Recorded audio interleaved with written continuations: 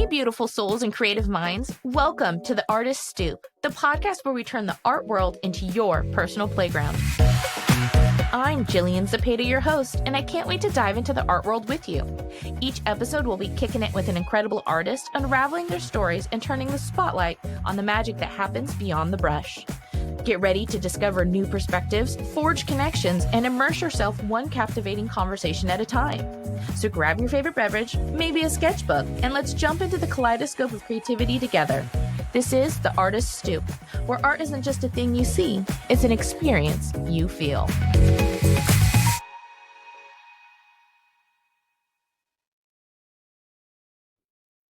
Hello, everyone, and welcome to another episode of The Artist Stoop. Today, I have the pleasure of introducing our first UK artist. Her name is May Watson, and she is a London-based artist. After a series of jobs that didn't quite fit, she committed herself to her art full-time in 2020. A common theme throughout her paintings is the use of colors, bright and cheerful. May is adept in oils, acrylic, and watercolors. Liked by Robbie Williams and Rita, May has found success in selling her funny paintings. Her latest series is a series of 16 chair paintings, and she has a background in comedy writing, which you can see through her paintings. So welcome to the podcast, May. We're so happy to have you. Thank you. Thanks for asking me on. Yeah. So yes, you are the first UK artist. I've had a couple of Canadian artists, but you are our first UK artist. Nice. And I went down a rabbit hole on Instagram, obviously, As we all do.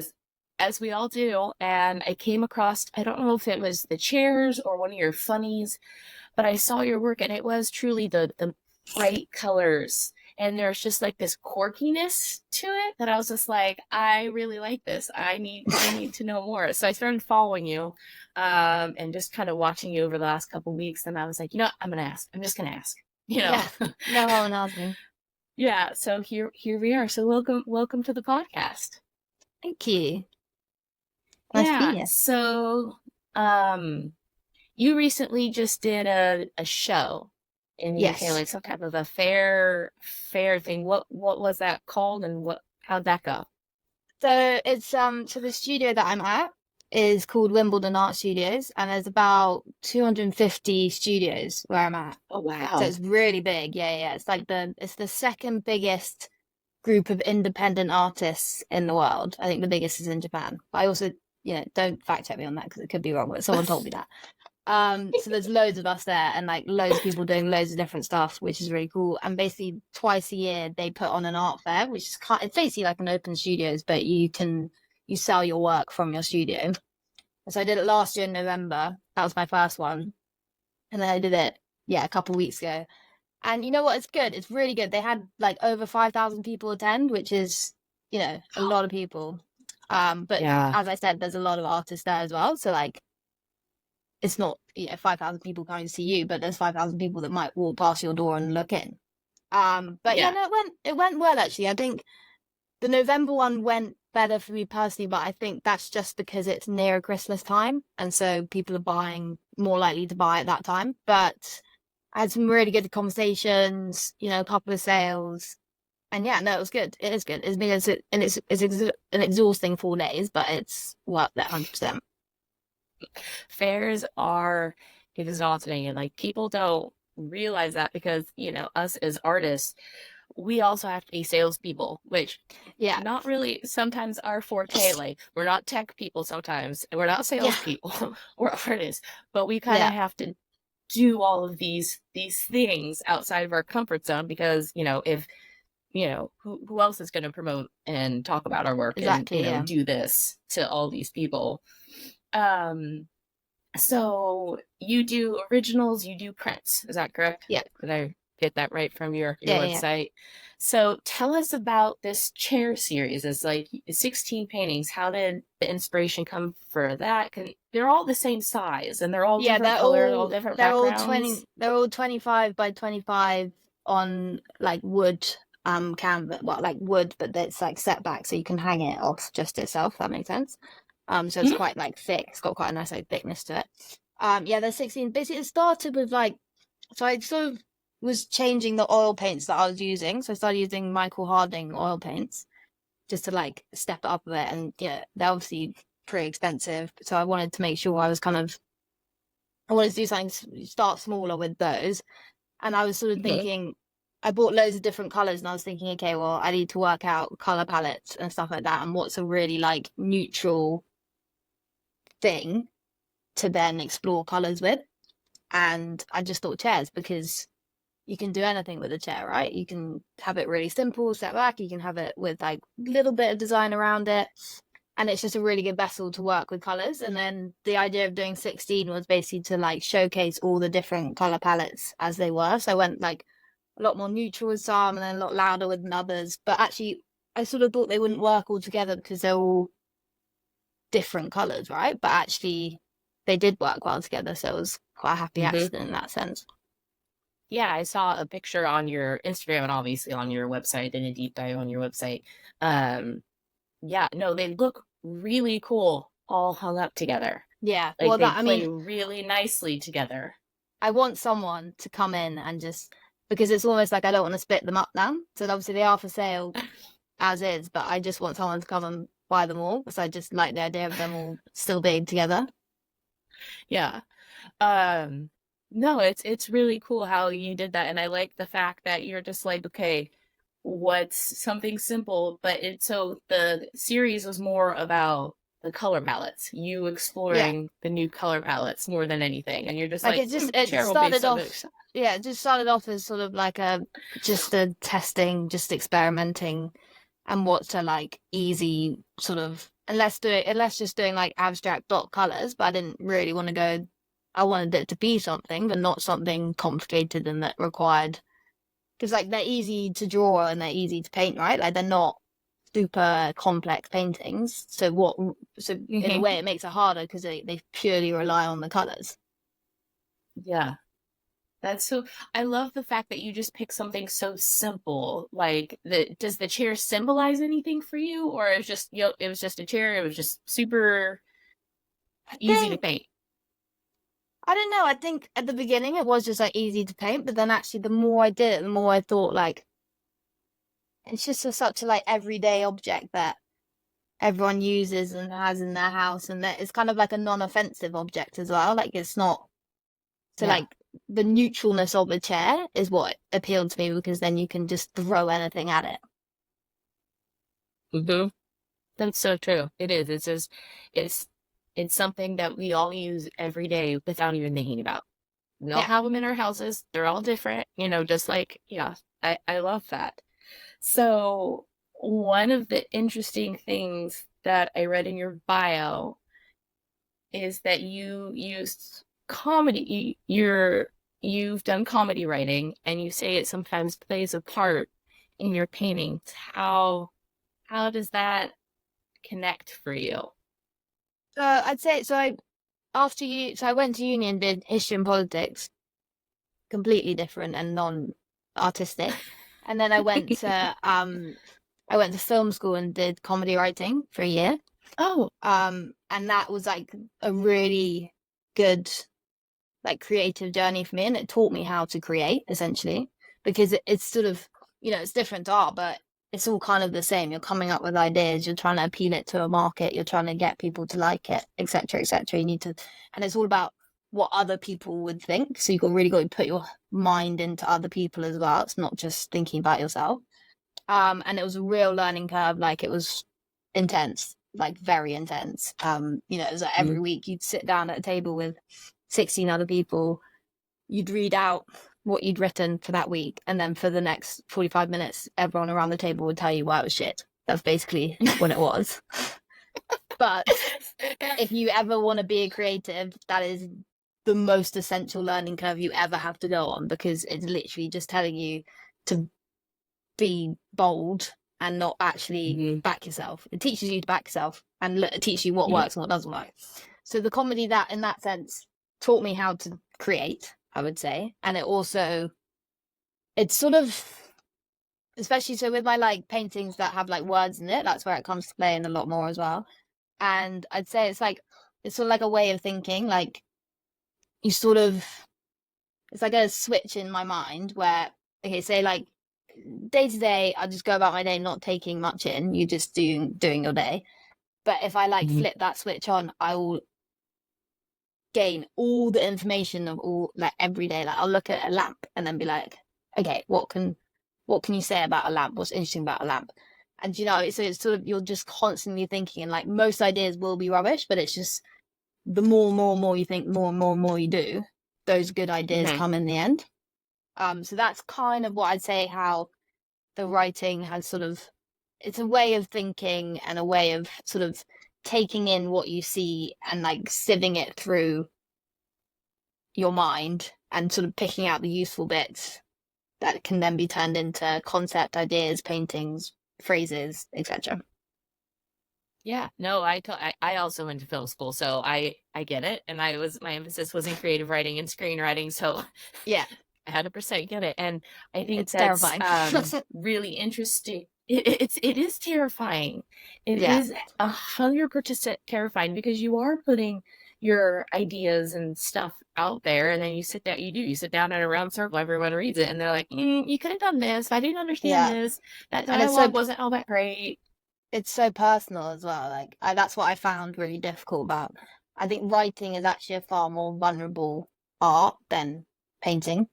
You can hide Hmm. behind paintings a lot more, but writing you can't. Hmm. It is what it is, and people will it's black and white. Whereas like painting's a Hmm. bit more like people see different things and you can sort of hide behind it a bit. But going away, I think that's probably why I moved over to the paintings as opposed to continuing writing. Hmm. No, I think it's 100% true because but I still use my writing kind of like how you do. It's just like I develop stories and like themes and subjects in a collection, and then each painting is kind of like a different story. So it's like I'm still using those things. I'm just Yeah, not necessarily writing the words out yeah, all the for time. sure. But It's a creative art that you can move over to different creative pursuits for sure.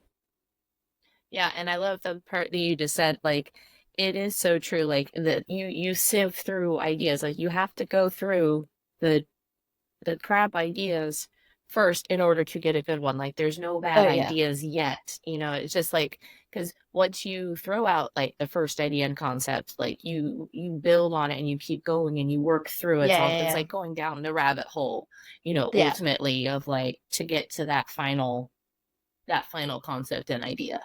Yeah, well, it's like that kind of, if you're starting to write and you have a blank page, that's terrifying. But like I always say, just get words on paper and then editing's much easier. So with painting, just get stuff out there and then it's so much easier. You can't work from nothing. You have to put all the shit out there and then you can get on with it. Mm-hmm. 100%. Um, So, knowing a little bit like about that, I noticed in some of your paintings that people play a prominent role in your paintings. So, how did you start using people as a subject matter? Especially like you have I'm sorry. It's called a tube, right? That's Yeah. that's where okay. I'm just making sure I say it right. Yeah, no way. Um, are those the people on the tube or in other spaces? Like how did you come to create that series and start using people?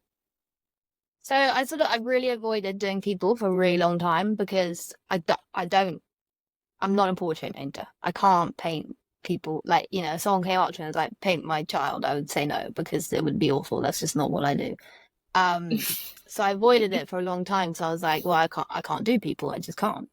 And then I sort of thought I saw some other people doing some like interesting stuff with people, and I was like, okay, so that's not like super traditional. That's not, and and so I sort of started doing it, and then I realized actually people are such an interesting sort of concept to use because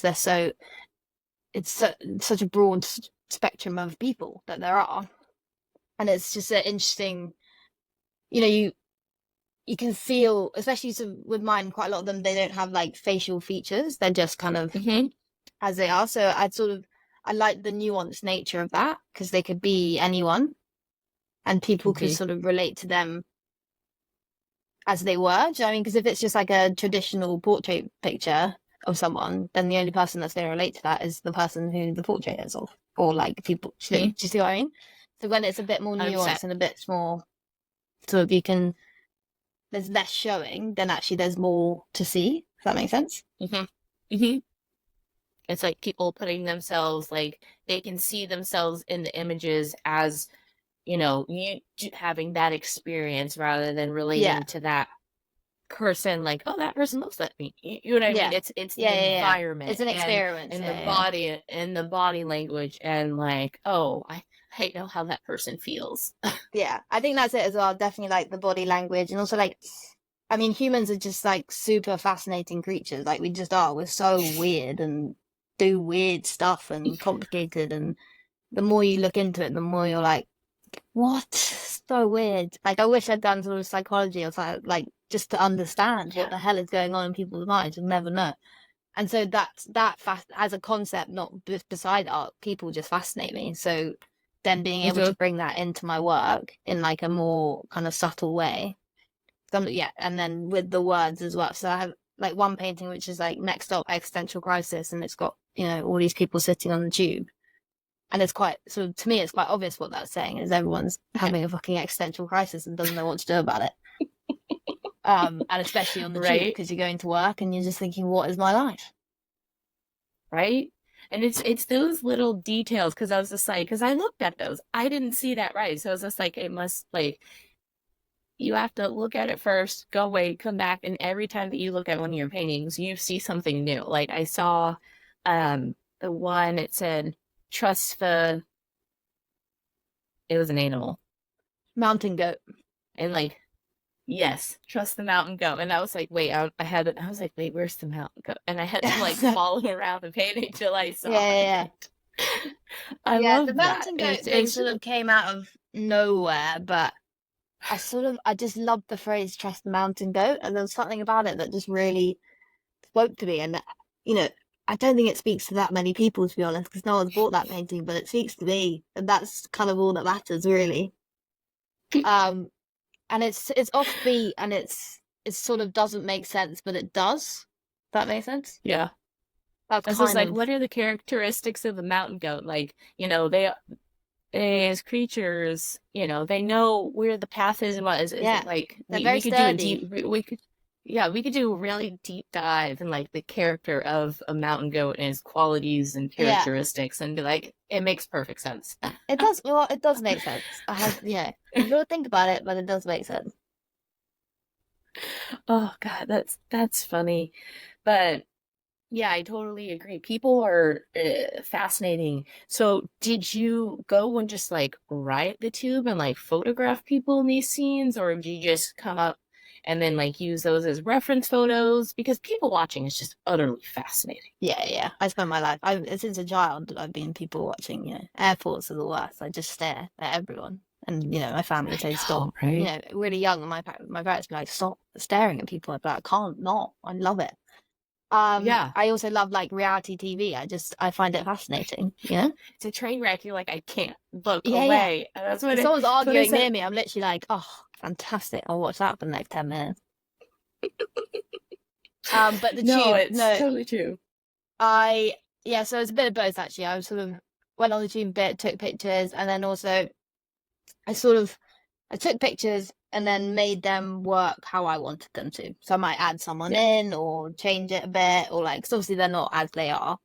So I sort of used it as a jumping off point to then, like, I did it on my iPad, just kind of draw in other people and create like a concept for it that worked for me.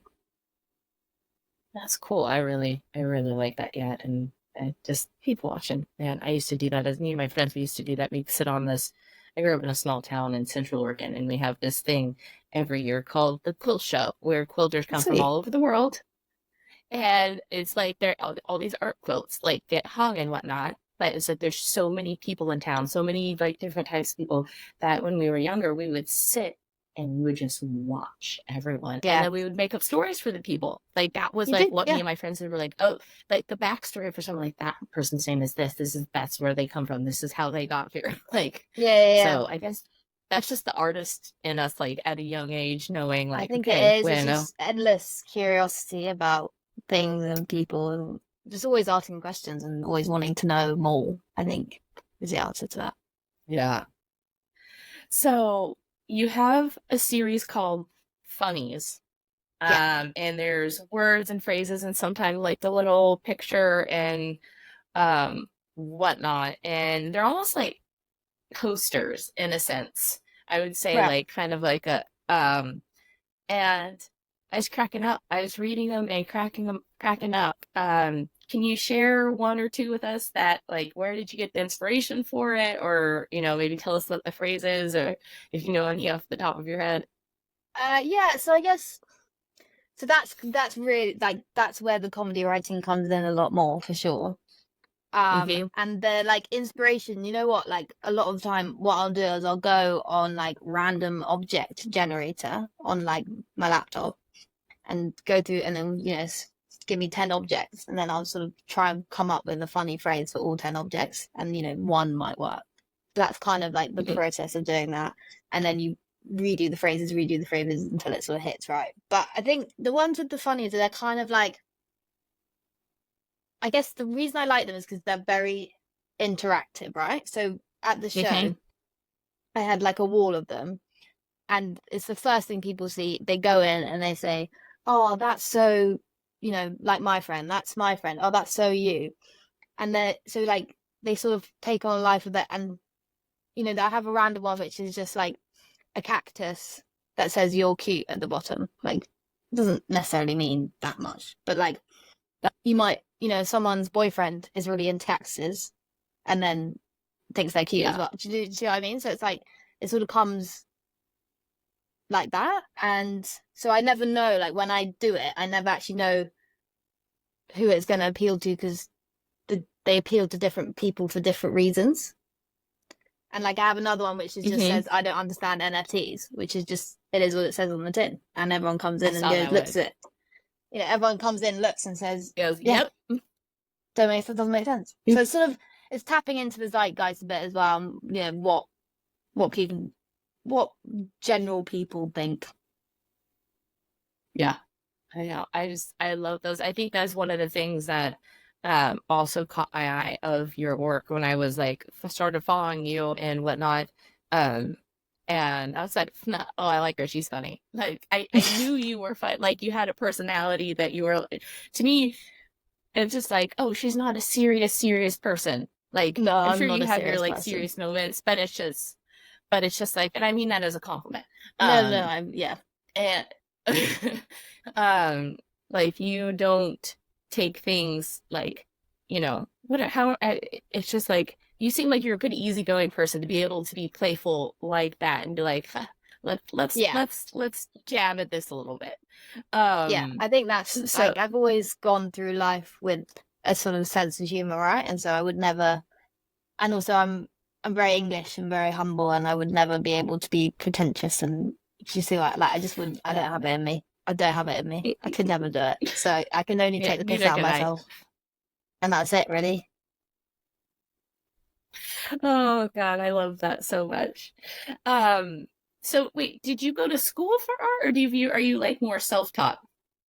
Self-taught. Yeah, I didn't go to school. Like as I said, I went to uni up north in England and did history and politics, and then I went to film school. I did comedy writing, and then I Yeah, got fired from, and then I had 3 jobs and got fired from 3 jobs, and then lockdown happened. happens. Yes, it does happen. And then lockdown happened, and I just started painting. I'd always painted before, like I did it for at school and stuff, and I'd always, done it, but I'd never done it sort of professionally until lockdown. And it's been like it's been a steep learning curve, but it's been great. Mm-hmm. Brave of you to take on oils, having never any, unless you did it in like high school or something, because No, oils no, still scare the hell out of me. yeah, never did it before, and just thought I'm just gonna try, see how it goes. There you go. That's awesome. I look, it's amazing how many people during lockdown, especially like people that I've interviewed, had turned to art and have Mm, now become full-time artists. Like yeah, the amount of people that I've interviewed since I started interviewing in January, February, um, Yeah. Um, and I I just think find I it think it just interesting how, yeah, I yeah, think go it for just it. gives people the space to do it Yeah. and the time Yeah. because it requires time at the beginning, obviously, and time going on forward, but and the freedom to do it because there was nothing else to do. And sort of in the Hmm. absence of all distractions, if you have that drive to create, it will out, like you will end up doing it. Hmm. And I think also it's just like, I don't know, like, I got tired. Like, at first it was like, great, I can sit down, watch TV. It's just like, I got tired of watching TV. I got tired of like staring at my phone, scrolling. It's just like, so I think like people finally like realize, like, oh, I have all this downtime now that I can actually stop and think for myself, Mm. I you think also know? like a lot of my friends and people found it really difficult because I think I'm really fortunate in the fact that I just love a hobby. Like I can do hobbies till the day I die. I will have a Mhm. hobby. Like I love Right? knitting, I love puzzles, I love in lockdown I made like miniature houses, like completely to no end, but just for my own enjoyment. Like I wasn't just lying on the sofa watching television. I literally was doing pointless little things just to keep my hands and Hmm. mind busy. And like I did a massive like doodle, which was Yeah. like probably like A0 times two, so it was massive. And it took me like 2 weeks. My hands were like completely cramped up. My whole family were like, "Why are you doing this? There's no point." But I loved it. I just it's some sort maybe it's like an ADHD thing. Yeah. I just get fixated on something and then I just continue through. And then the art started and then I got fixated on that and I just haven't stopped. I mean, I think it's great. Because now you get to share who you are through paintings and connect with people on this whole new level. Mm. Um, so let's see. You also was I love your table series. It is a great take on a modern still life. Mm. And I think that they're really unique. So how did you come about doing the table series and getting the ideas for those? So those I started doing that. So those are sort of my earlier ones. I haven't really done any in a while of those. I've sort of not Hmm. moved on from them. I can always go back, but I sort of reached my limit with them, so to speak. But That I'd be, happens. yeah, exactly. How did it start? I saw. Well, to be honest, there was a lot of people doing those kind of things, and I was like, I'll just give it a go, see how it works out.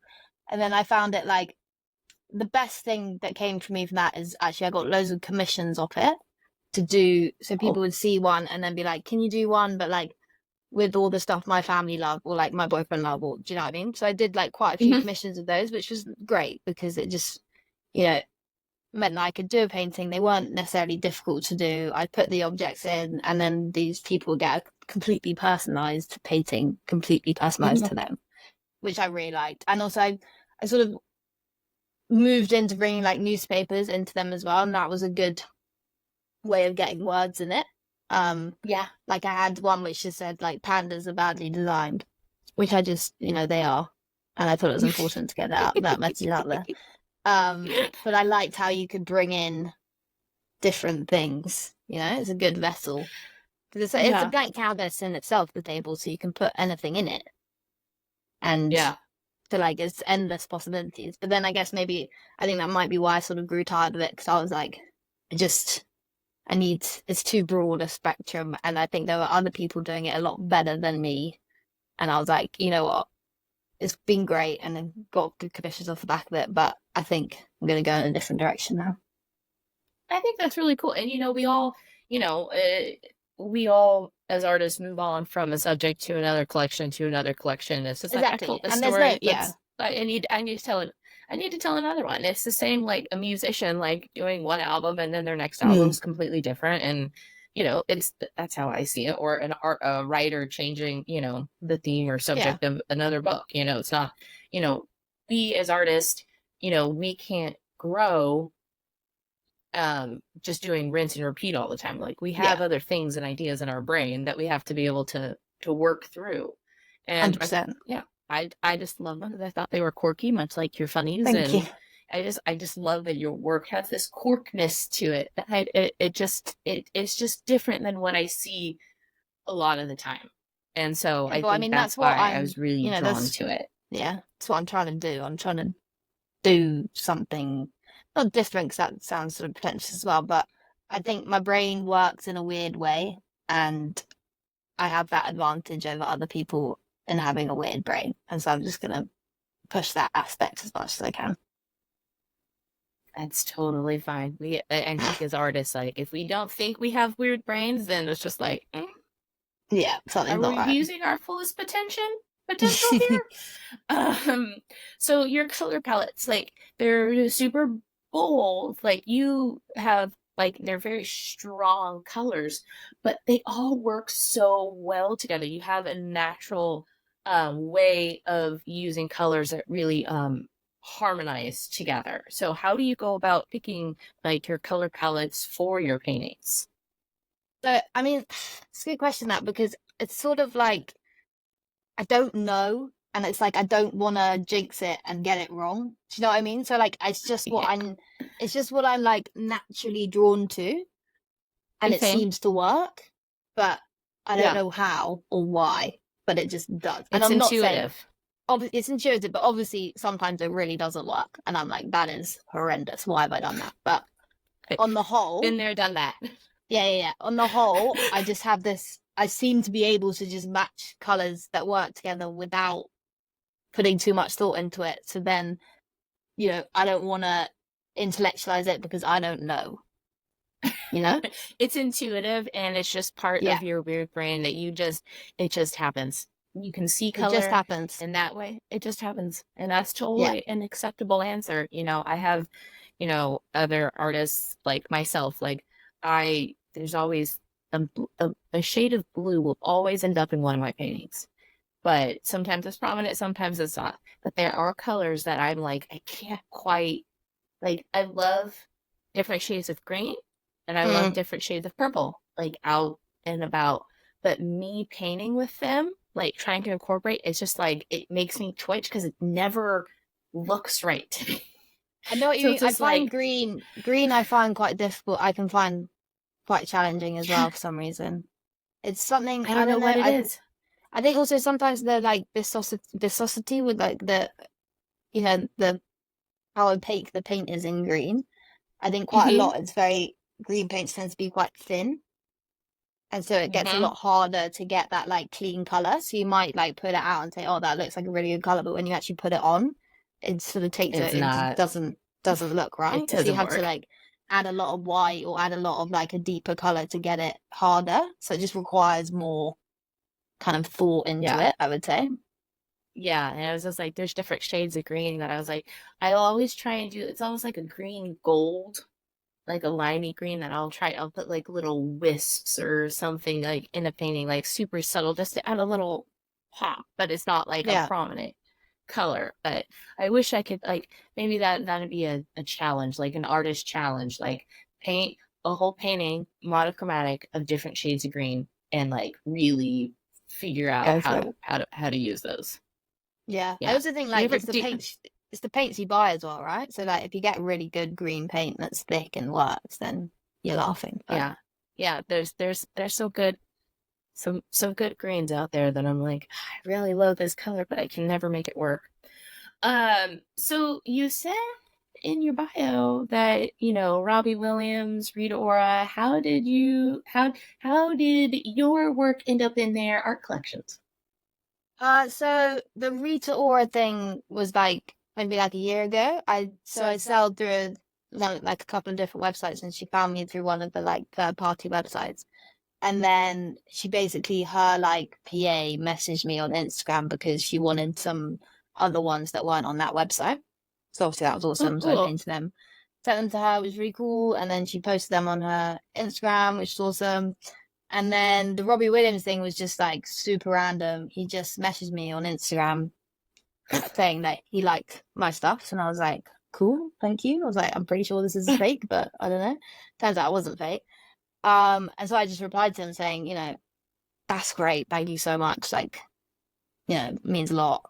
And then I basically said, I was like, if you're ever in a position to share my work, that would be great for me. But I was like, obviously, no Yeah. pressure. Like, you don't owe me anything. It Yeah. just would be lovely. And then he's Yeah. basically he started doing this thing where every Monday he like promotes a different artist on Instagram, That's which is really so cool. cool. Yeah. That's awesome that you in such a short amount of time like already have that recognition that, people who who are collecting your work have the ability to then use their platform to promote you. Like in a Yeah. sense, I think that's a thing amongst artists, whether musicians, other artists. I want to say actors, but I don't. I guess I do know a couple actors in London actually, who have promoted my work. They're friends. But yeah, I think amongst all of us in the art community, whether it's any of those three things, like in my eyes, it's always collaboration over competition. And if you can Mm. use your voice and your platform to help a friend, Yeah. promote, they like you really feel good about it, to do that. So that was really cool of them. Like they could have just been like, no, Yeah, of course. not They gonna could do have it. literally, yeah. No, it was awesome. Like, I mean, any advertising is good advertising, and like any promotion is good promotion, and it's good name recognition, and it gets your name out there. And yeah, it was super, like, it was very generous of them to do it. So, can be nothing but thankful for that. Yeah. So, do you have any shows? Are you working with any galleries? Is anything going to be coming up soon where you're going to be showing your work? So have another of the Wimbledon art fairs in November. Hmm. And at the moment, I don't have, I'm not assigned to a gallery, so that would be the sort of next step that I want to go down. But it's hard. It is It's hard. competitive, and I don't want to necessarily like approach those because I think there's a weird thing which is like they like to discover you as opposed to you Yeah. just like cold calling and saying sell my work. Yeah. So I'm basically just trying to put myself in positions to be discovered. If that makes sense. Yeah. Yes. And then I think I'm probably going to do the other art fair either in October or March. Do it. I love them. They are a fantastic Yeah. company. I've that's all the artists on here that I've worked with, like I've interviewed, I've discovered them. I've either met them at the other art fair or um yeah, or, or they've done it themselves. Like I've done my first one was here in Dallas in October of 21. Yeah, I did. And then I did May of last year and they just had the May fair just this last weekend and I Mm, went and I wasn't participating this time. yeah. But yeah, if you can swing the cost of a booth, do Well, it. that's The the thing, isn't amount it? Like, it's expensive, but I was talking to someone, and they were like, "Look, you need to look at it in a sense like you're not going to get your money back. It's you not might, necessarily. okay, you There might, but you there's a trick. Yeah. don't go in expecting to get your money back. Go in expecting to pay that money, but it's an investment in putting yourself Yep. out there, and you might Yeah. get discovered, and people will see you, and it's sort of like a debutante ball of an artist where you sort of go and you're saying, okay, this is me, I'm here, Mhm. take what you like. Exactly. And I think that, they do such a good job through the Saatchi website, through just their promotion in general. They've been doing it for so long that they are really focusing on the artist, whereas it's like other fairs, it's like it's a gallery that has to do it. You know what I Mm, mean? And yeah. this is your chance when it's an artist focused fair, um it's really your chance as the artist to stand up and say, this is who I am, this is my art, I'm representing myself. Because like you Yeah. said, like it's an interesting thing that I don't think people understand. Trying to get into a gallery, it's like this cat and mouse game. It's either you submit your work for a call and it's usually like, oh, no, thank you, or there's the other galleries that say we don't accept submissions, Yeah. which they, like you said, they like to do it themselves. Or it's you have the vanity galleries where it's just like, oh, if you pay us X amount of dollars, we'll show you for a week. Yeah, but it's just like, no. it's just a Why would I money-making pay machine that? for them in the end. Exactly. And it's just like they're not even trying to sell the artwork. They're just trying to, yeah. Take Anyway, advantage. But those ones that's a annoy me whole so much because nother. it's just taking advantage of Yeah. desperate artists trying to be seen that are then spending money that they don't have to be seen, and then the person's not, they're not even working to sell your art, they're just taking the money. It's just, it annoys me so much. It's a whole thing. But it's a whole thing. But if you can do the other art fair, I say yes. If you can swing it, come up with the funds for it, and get accepted.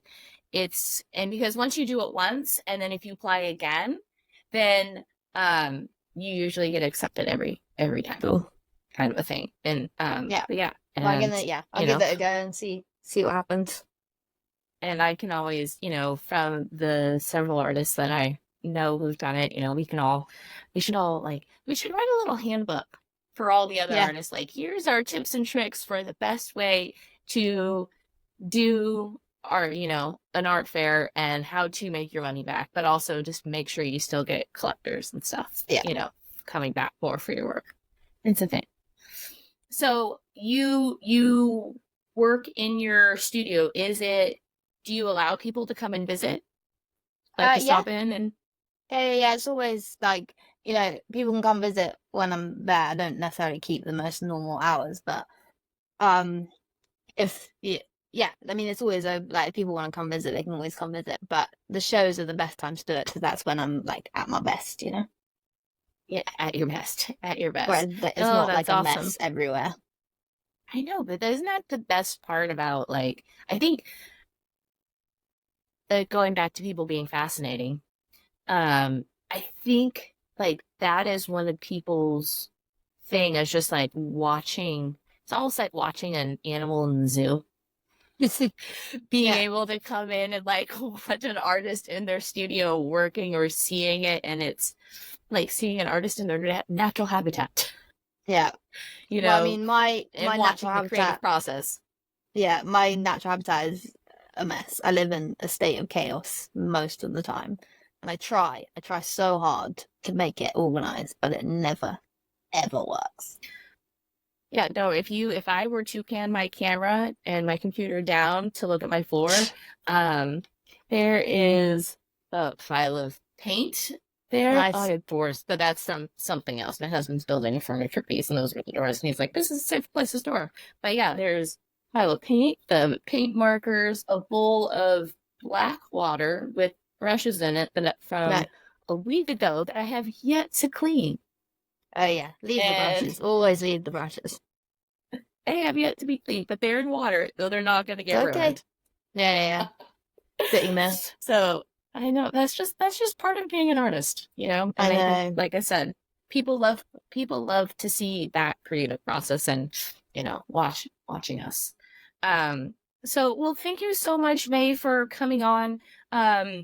I will make sure to include your website, your Instagram, and excuse me, your studio space, and then maybe an email to see if someone did want to come visit you. They email you to come to do a stop in. Yeah, 100%. So I'll include all of that information in the show notes and some of the paintings that we talked about. Perfect. So thank you again for coming on, and as my first UK artist, I'm super excited I got to talk to you. No, well, thank you so much for asking. It was really, really nice to see you. Yeah, awesome. Well, thank you. And that, my friends, wraps up another colorful episode of The Artist Stoop. A huge thank you to our incredible guests for sharing their art and stories. If you enjoyed the conversation as much as I did, make sure to hit that subscribe button so you never miss out on the next Stoop chat. And don't forget to spread the love. Share your favorite episodes with fellow art enthusiasts, and let's build this community together. Connect with us on social media at JGuze Studio and Jillian Zepeda Art for behind-the-scene peeks, artist spotlights, and a sneak peek at my own art. Until next time, stay inspired, stay curious, and keep that creative fire burning. This is Jillian Zepeda signing off from The Artist Stoop. And remember, the world is your canvas, so paint it vividly.